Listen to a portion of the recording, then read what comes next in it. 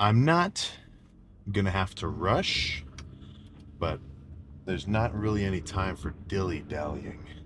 It's 4:30. It's gonna take me 10 minutes to get there. Probably another 5 to actually get up and get to the gym section of the Y. Probably a 5-minute-ish warm-up.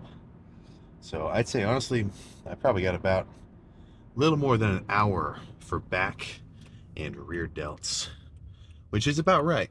But typically I like to have not double, but at least a 45-minute buffer of time allocated to the lift. Now, I did my cardio really late today, like at noon-ish, so I wanted to push the lift as far back as possible. But back and rear delts, pretty much, honestly, that's kind of like just a complete pull day in a sense, except for, biceps. I like doing arms on their own. But, probably a ton of pull downs, some machine rows. There's a hammer strength plate loaded row here, but I don't really want to use it right now. At least hypothesizing how I'm going to feel. Like, me imagining myself walking to the gym in 30 minutes, I don't think the hammer strength row is on my mind like that. But, no matter what I do, 8 sets of pulling, potentially with a little bit of drop sets, should give me a freaking solid ass pump. And then rear delts is just going to be, whatever, 8 sets of reasonably light. Well, actually, not that light. I can go kind of heavy on it a little, but not to the same level of failure that I can achieve with like squats. For me, I'd say squats is like the epitome of failure physically, right? Because I can get to a point where I can legitimately not do another rep, and it's just going to smush me, or I'll have to put it on the safeties, much safer method. But with things like rear delts or side delts, and sometimes hamstrings and quads too, really just muscles where you can do a lot of partials. Really, the only thing kind of limiting you on your intensity of the set is just how much can you take it, right? Like, your freaking shoulders are burning. Can you get a couple more reps out? So that'll pretty much be the style of training for rear delts. But I can already feel the 10 grams of beta alanine that I took about actually maybe 10 minutes ago in the pre. Recommended dose is like 3 to 5 grams, but I am kind of a heavier dude. And also, beta alanine kind of works in like a loading phase. So I'm going to keep doing this for the next month and to see if I feel any difference. I'm pretty much used to the fucking, dude, I don't know why the fuck this shit's just going back and forth and being dim. But I'm pretty much used to the sensation of the beta alanine. Like, I don't get any kind of itchiness. Really, it's just kind of like a warm tingle, sort of all over the place. But, well, actually not all over the place. Really kind of just in my face and then my arms. Whatever. So, let's just get started with whatever the first pulling movement's going to be. As predicted, I'm not going to start with that hammer strength row. I think some just single arm pull downs should be good. I guess this is kind of a combination of a pull down and a row, because you got to think a pull down's pulling down and a row is pulling straight towards yourself. And this setup here is kind of like pulling at a 45-degree angle. Either way, the feeler reps and the warm-ups, super good squeeze on the lats. So this will be a perfect start.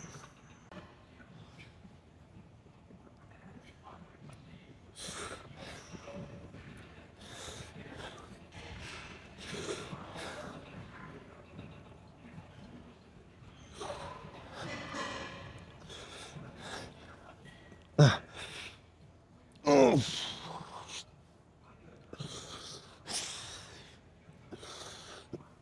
Oh. Oh. Oh.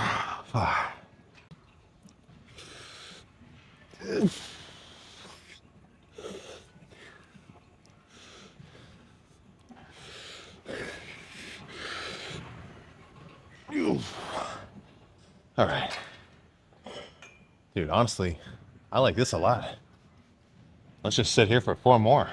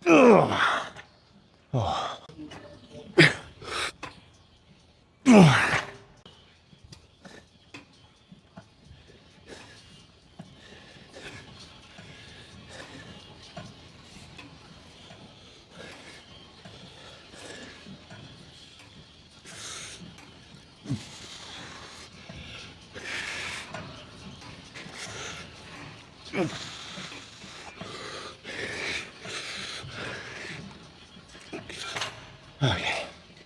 Oh, fine. Yeah, let's just do 2 more here.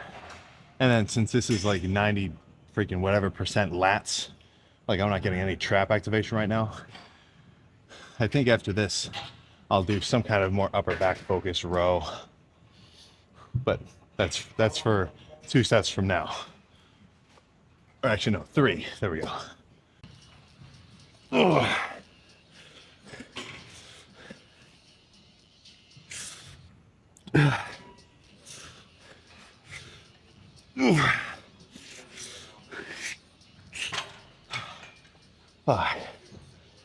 Okay.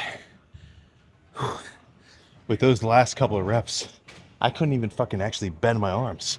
All I was doing is moving my shoulder out and then back in. But even just that motion is retracting my scapula and making my fucking lat engage. So even though the movement only looks like this, I'm still squeezing the fuck out of my lats. 1 more here. I like this a lot. Usually I just like sit down on the bench and grab onto that upright for support. But this setup is kind of cool.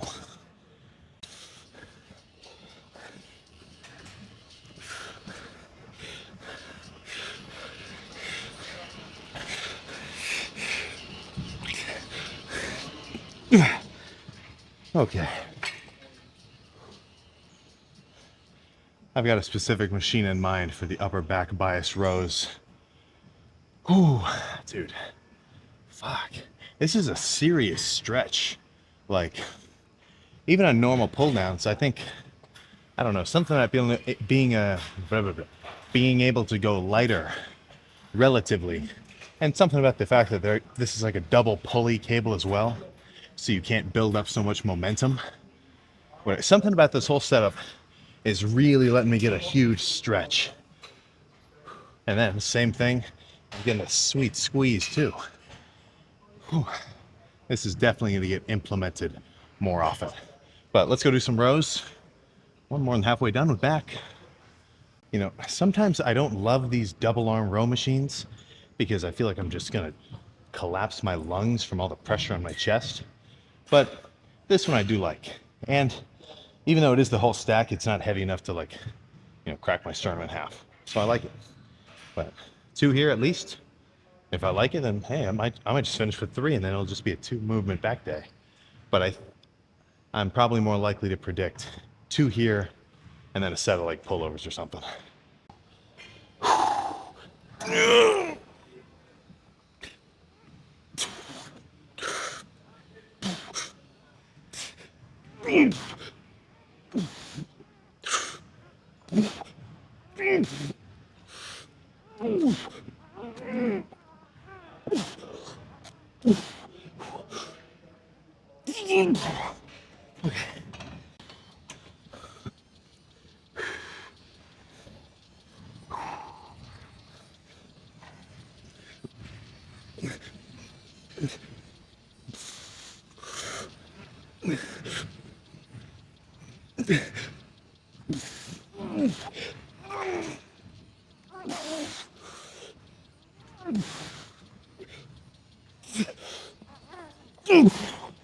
Okay.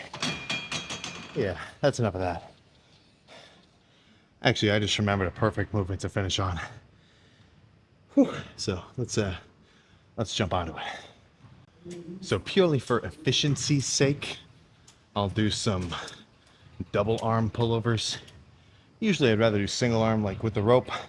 I can't squeeze as hard, but just as a pre-exhausting movement before I do some assisted pull-ups, it'll work fine. So half the stack-ish, 10, 20 reps until it feels good. Then run directly to the assisted pull-up machine, get a crazy squeeze. Then we go check the back pump.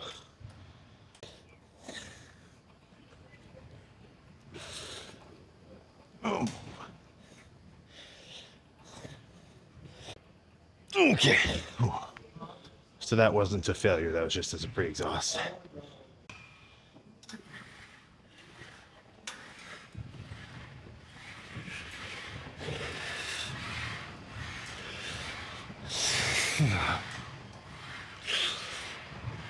Oh.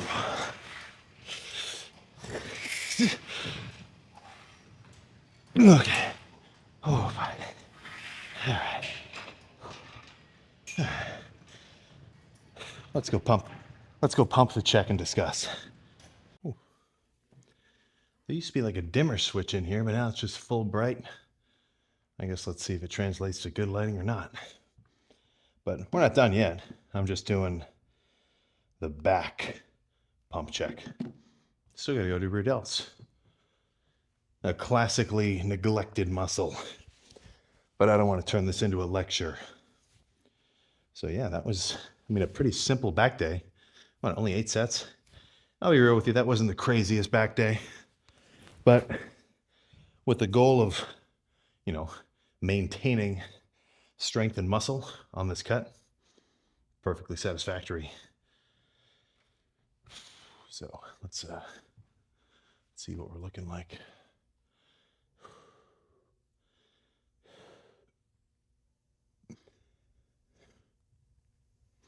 No.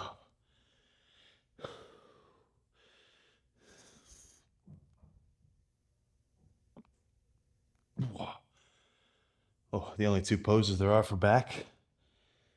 Just freaking lat spread and double by.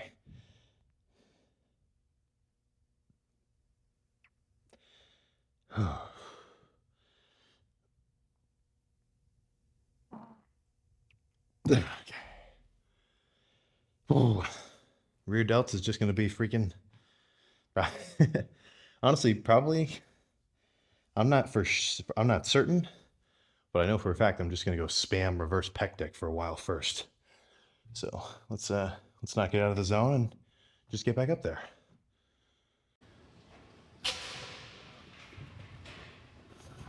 Looks like I am not a freaking psychic. I did one set, I did a couple reps of the reverse pec deck just to feel it. I didn't love it. It was giving me a weird feeling in my, not just my shoulder joint, but kind of my collarbone. Just didn't love it. So let's go back to something I know I will like, face pulls. I'm just going to sit here for all 8 sets, so I may as well explain it now before I just splice them all together with no commentary. So basic plan, I've explained this a ton. Just doing face pulls standing. Like if I were to have the cable at shoulder height, whatever, and I'm standing up trying to do them, you're just kind of balancing against the weight. It's stupid, I'd rather be totally still on the bench. So all I have to do is focus on moving the weight, not my balance.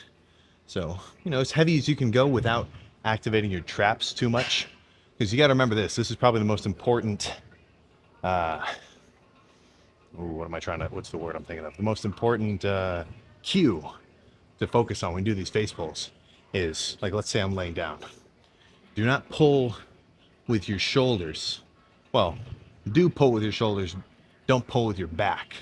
All right, if you're doing face pulls and you find that your shoulders are moving back and forth like this, right? What muscle is fucking responsible for pulling your shoulders backwards? Right? Your traps. So I'm trying to keep my shoulder joint stationary, not move it at all. And all I'm doing is rotating my arm around my shoulder joint like this, right? And the only thing that should be activating is my rear delts. And with all this shit, the longer you do it, the more experienced of a lifter you are, the easier it'll be to manually flex your pecs on a pec deck and not have your shoulders take over, or activate your lats on like a single arm pull down and not have your biceps and forearm take over. Right? So just because you don't have like the perfect mind muscle connection yet doesn't mean it's not going to come. It just comes with experience. You know, I think I've told this story before. I remember I was in my basement gym. I'm doing incline bench. And this was early. This was like within the first year. And I was doing reps, whatever. And then suddenly it clicked that I wasn't just pressing the weight. I was like pulling my elbow upward with my chest. Right? It was like I had a freaking psychedelic experience. I was like, holy crap, I can see the world in a whole new perspective. Maybe not that crazy, but you get what I'm saying. So let's fast forward through these 8 sets. Check out the rear delt pump and get out of here.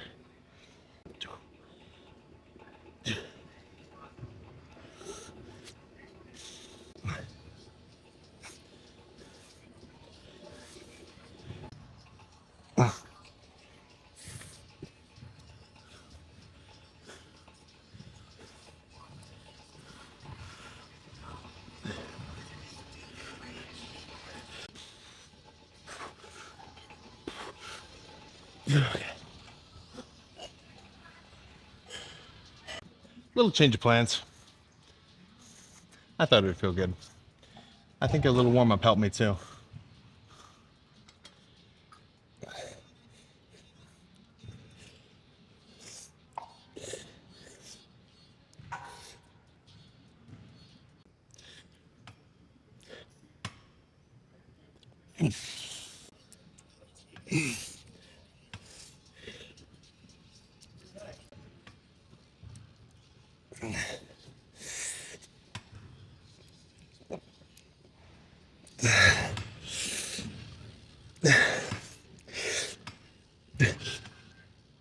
Okay. All right. Let's go check that rear delt pump. It would seem that good lighting is becoming a freaking rare commodity. The other yoga room that I like is having all its lights redone. So, what are you gonna do? Obviously, we know rear delt's gonna be pumped. Let's check it out. But I kind of wanted to. I was thinking about this in terms of, what's it? Body dysmorphia. I had a little something to say about this. I meant to say it in the car, but I forgot. I think what really gets you guys, not you, obviously you don't have body dysmorphia, I'm talking about everybody else, is you just need to have a firmer grip on reality.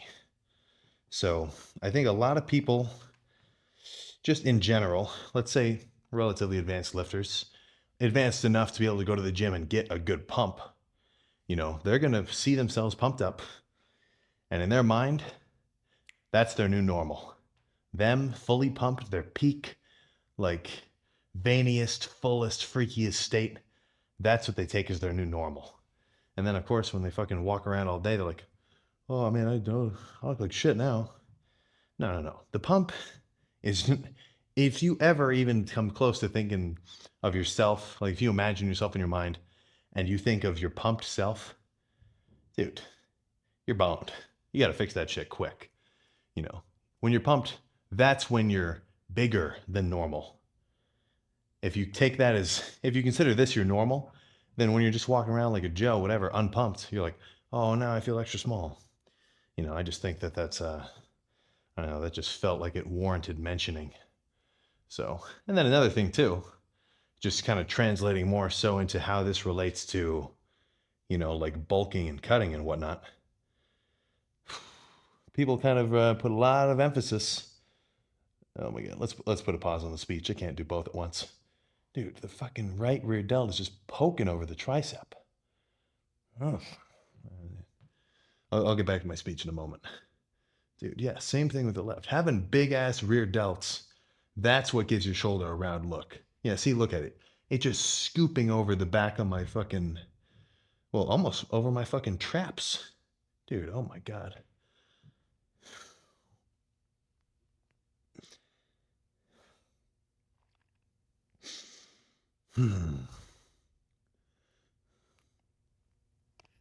Oh, okay. All right. So, getting back to what I was saying. So, That was pretty freaky too. I need to bring an extra mirror on like a camera stand so I can see my own reflection when I do those back poses. But semi-related to what I was just saying, when it comes to bulking and cutting, I've made this speech a freaking 100 times before, but it's freaking worth mentioning. You guys need to hear it. The average lifter, let's say you go to the gym for a couple years, and or at least you come back home from school to the same gym, you're going to see the same people, and more likely than not, you're going to see the same people doing the same things and looking the same, right? There is no progress. Now, obviously, you could be a main gainer, and if that's your deal, then whatever. But still, you should be making fucking progress. I'm not trying to rip on main gaining whatsoever. But really what I'm trying to say is, if you look the same for a very long period of time and you don't want to, now obviously if you're training for maintenance, if maintaining the look that you've developed is your goal, then if you maintain it, then guess what? You're a badass. That's the freaking idea. But if you're trying to freaking, gain muscle mass or whatever, and you look the same, year after year, month after month, I think you got to change something up. And more likely than not, that's going to be your intensity. I'm trying to figure out how to lower this seat so I can, yeah, this would be kind of funny. So, right, if you look the same for long enough and you don't want to, clearly something's not working, right? And I think people kind of fear taking that first step into progress because it's going to result in a change. And for the most part, if you're relatively muscular, if you're reasonably built, maybe not too soft, but not like super shredded either, change can be kind of scary for people. Oh, I don't want to bulk up. I don't want to lose my abs, right? Oh, I don't want to cut down. I don't like dieting. Oh, I'm going to lose my strength. When people think about changing the way that they operate in the gym, it's just like an immediate jump to the negative aspects of that change. I hardly hear anybody apart from the dudes who are actually making progress getting hyped up about like being stronger on the bulk and getting crazy pumps, or somebody who's legit shredded. I'm like, dude, they're like, holy shit, look at this. They're doing curls and like they can see their veins poking out. If you can only see the negative aspects, then of course you're never going to want to fucking change. You'll just stay where you are. But the front desk lady was mad at me for leaving the lights on in here. Now, me and her are kind of buddies, but I just lost my whole train of thought. When it comes to trying to change the way you look in the gym, do not focus on the negative aspects, right? If you're bulking up, focus on the fact that you're going to get stronger and you're going to get bigger. If you're trimming down, focus on the fact that you're going to get leaner. You're going to be more impressive looking. That's really all I was trying to say. But I think they're getting mad at me, so let's get out of here. Let's get in the freaking car and roll. Go eat a top round steak at the house. All right, my legs are still pretty much freaking destroyed from that last leg day. Not really hamstrings either. I know it was like pretty much just from the damage that I inflicted from that set of squats. That was a big one. So I did feel the adductor a little bit. I need to get after that. What I really need to do is probably some deep tissue massage. And I don't mean get a massage either. I mean like lacrosse ball style. Get in there. Just break some tissue apart or whatever. Everybody knows the gist with that kind of shit. But same thing with my forearm too. I'm getting that little bit of, not tennis elbow. That's not what I would call it. But just kind of upper forearm. I'd say almost maybe a, what's the word they call, like not arthritis, tendonitis maybe. I don't know. But it's sporadic for me. Sometimes I can do something that flares it up, which will mess with it. I think what I did was when I did those laying dumbbell flies a while ago, what happened was when I sort of had to hammer curl them up onto my legs, I think I got some kind of something irritated right in here. But you know, every time that's ever happened, all I end up having to do is get like a little kind of like really just like a wooden dowel basically that I've got. I haven't had to use it for a while. I just have it in the basement in my home gym, and I'll just fucking go at the area. Then a week later, it's fine. But it'll just bother me sometimes with mainly pressing. Mainly pressing. Like I'll come down on the pressing movement, and it'll just kind of flare up a little bit. So, you know, anytime you got a tweak or a pain or some kind of random little something, try your best to figure that shit out. Don't just keep going on as usual and think to yourself, oh, it'll sort itself out. Or worst case scenario, like, oh shit, yeah, I got a bad shoulder. How many older dudes do you think that say, oh yeah, you know, I got a bad shoulder from benching when I was younger? Right? How many of them do you think just did it to themselves by way of just like repeatedly and repeatedly benching even though their shoulder was fucked? You know, that is not the way to go about it at all. At freaking all. Trying to get the exposure right. So yeah, home. I'm thinking about getting a freaking little inflatable hot tub for my school apartment because we kind of have a little bit of like a patio. And honestly, in the winter, that would be just super fun. But on that same topic, I think I want to get back into some freaking, you know, ice baths.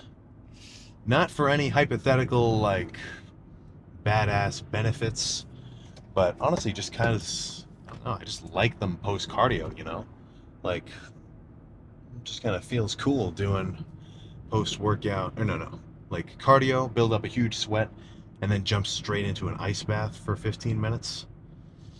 Just feels cool. Just feels freaking cool. So, but no, maybe I'll do one of those soon enough. I don't have a tub at my apartment though. Maybe I can just buy like one of those metal ones. Yeah, I think that might actually be the move. Because honestly, it's getting so cold out now that if I leave the tub on the back porch full in the morning, it'll probably be like, you know, 50 something degrees. And that's what I like the ice tub to be at anyway. But yeah. I don't really mess with them when I'm bulking up. But one summer when I was dieting, I did the ice baths religiously. The basic not situation. The basic schedule was 30 minutes of my morning cardio, get a good sweat going, and then straight into a freaking ice bath. In my mind, the logic was just to burn calories in an extra kind of different way. Because obviously you're burning calories when you're doing the cardio, but in my mind I was kind of, and I'm not saying this isn't true, but I'm not saying it also is. But like, think about this, right? Your body needs energy to heat itself up, right? So in my mind, I love the idea of ice baths because I thought that it would let me burn extra calories from having to make me heat myself up. That was kind of my mentality with it. But unrelated to any potential physical benefits, which real or not, whatever, I know people love ice baths. You kind of just feel like a badass, you know? Like, you kind of just get a little bit of an ego boost because it's fucking hard to get into an ice bath. Like, a 50-degree tub up to your neck, like above your chest, that's not super freaking easy to do. So if you can get yourself to do it, or even just, you know, a 5-minute cold shower in the morning, dude, you kind of you feel good after. I tell you what, it's fucking hard to get into it though. But I'm starting to think I want to do those again. If not purely just for an extra little something, as a kind of just a challenge. Because I mean, I kind of feel like a David Goggins style whatever every time I finish something like that, like the ice baths, or I guess really just the ice baths and the cold shower. Like, a little bit of the same logic of how I say it's nice to do your morning cardio just because you get to start the day off with something. You get to start your day off with just something that you did. Same thing with that little ice bath. So, if you want to test your baseline mental fortitude, you know, turn the shower onto maximum coldness, set a timer, and stay in there for 5 minutes at least. Because it'll fucking hit your heart. I mean, it hits you hard if you really get in there Just and you just know that you could flip the switch onto hot water. Yeah, but it does feel good though. You know what? Yeah, I feel like a baby now because I used to do those so consistently. I'm gonna start doing the cold shower in the morning. Goddamn it, cold shower and/or ice bath if I get the necessary materials. I'm sure you guys would love a little ice bath clip. Yeah, maybe I'll do that. So, on a more pressing note, what the hell am I gonna eat when I get home? Let's think about that. I've got. I just had to make sure the mic was recording. I always get a little paranoid about that. Um, I think I have about 900 calories left. Let's take a look. Ooh, 650. Not ideal, but it is 6 o'clock, so I got 110 grams of protein left and about 50-ish grams of carbs left. So what will that be made up of? I've got a pound of top round steak. That's a pretty lean cut that I've been liking. I'll probably just, freaking throw that in the skillet. So that'll be about 80 grams of protein, and then no carbs, but probably 10 grams of fat plus the oil that I'll cook it in. So I don't mind if my fats go above that 50-gram limit, but I just end up cutting the carbs down a little bit. What I really care about is just that net calorie goal. So, being real, this first month or this first 5 weeks, I've been slacking a little. I've been slacking, I'll be real with you. So what really happened, let me just break down how the cut has gone so far. The first like 2 weeks, I legitimately had days. Well, no. The first week, I had days where I literally had 1,600 calories or like 1,500. I still hit my protein, but I just didn't have as many fats and carbs. And I just was not hungry for anything else. I was so desensitized in terms of my appetite from the last bulk that I was just like done eating. So obviously, there's a huge weight crash in the beginning. And then once my appetite started to build up again, right, I sort of bounced back up to maybe, in terms of the calories, I was eating, 2,500, 3,000 ish. I was doing 3,000 for a couple days just to see how it would affect the weight. So, drop down to that 230 is the lightest point. That was after like, not being very hungry for too much food. Then a little bit of a rebound up to what I would kind of consider like the maintenance weight at 2,500, 23,000 ish calories, right? And then it's kind of just been a very slow climb down towards 234, 233, something like that. And I'm not too concerned with the progress. I am getting leaner, like I like, and I don't have a weight goal in mind. It's kind of just see what happens over the 8 weeks. Now it's not like I'm gonna go have a day where I eat like 4,000 calories. I'm not cutting that loosely, but you know I don't need that day by day change to motivate me. Right? I track my calories, make sure I hit my 2,500 ish. But no, like legit, I've been really doing like more like 2,800, 3,000 on some days. So I'm gonna try to lock it in on 2,500 for these last 3 weeks, just to actually say I did get a bit leaner, and then I will have no qualms with starting the bulk for real. Because I wouldn't want to just do this, quote unquote cut and still be like 240, because then what was the purpose? Right? I want to take off some body fat that I built up over the bulk, so I have a little bit more buffer to gain a little more body fat on the next bulk, and it won't be so soft. It's like bulk is weight gain plus fat gain, or muscle gain plus fat gain, and then cut is muscle maintenance, fat loss. And at the end of that little cycle, the end weight after the cut should be heavier than the beginning of the last bulk. And it'll just gradually increase. So I'm back to the crib. I'll freaking see you next time.